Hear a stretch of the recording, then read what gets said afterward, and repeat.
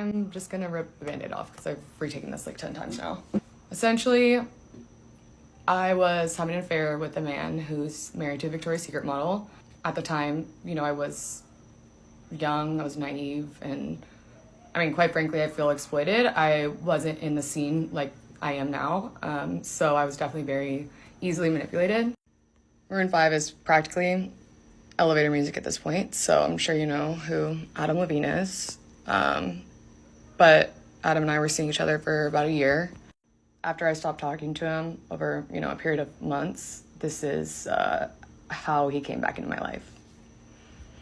He said, okay, serious question. I'm having another baby, and if it's a boy, I really want to name it Sumner. You okay with that? Dead serious. I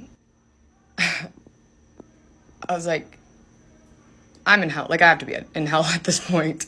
I mean, my morals were unknowingly compromised. I was completely manipulated. I wanted to handle this privately. I never wanted to come forward because obviously I know the implications that come with doing what I do, making money the way I do, and being an Instagram model.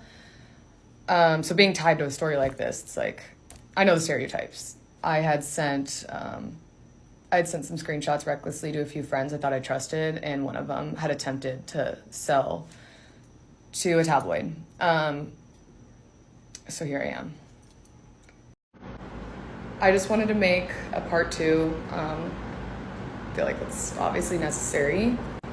Hindsight is 2020. I initially wanted to go in and talk about how remorseful I feel and how embarrassed and disgusted I am with myself, but I didn't want people to look at it and think like, oh, she's playing the victim. But in reality, it had the opposite effect. Something I now realize I didn't touch on enough was the fact that one of my friends had attempted to sell it, which I realized yesterday whenever they reached out to me for comment. And so I was completely frantic. That is why that video is, for one, just so all over the place, and two, why I didn't touch on some of the things that I initially would have liked. So in this video, I would like to address some of those things. I only came forward because I wanted to kill whatever story the tabloid had. The most important part that I did definitely gloss over is the fact that I was under the impression that their marriage was over. I believe that they were keeping it quiet to avoid the negative press because, as I had said, I was new to LA. So I just assumed that with celebrities of that caliber that that's just how it was. And that's why I feel exploited, because he knew I believed everything that he said because of my vulnerable position of being new to LA. Also, he was DMing me straight from his verified Instagram account. I didn't have any reason to further question it. But I now realize that that was likely a manipulation tactic of his, you know, just hiding in plain sight. As soon as I had realized that was not the case, I had cut things off with him.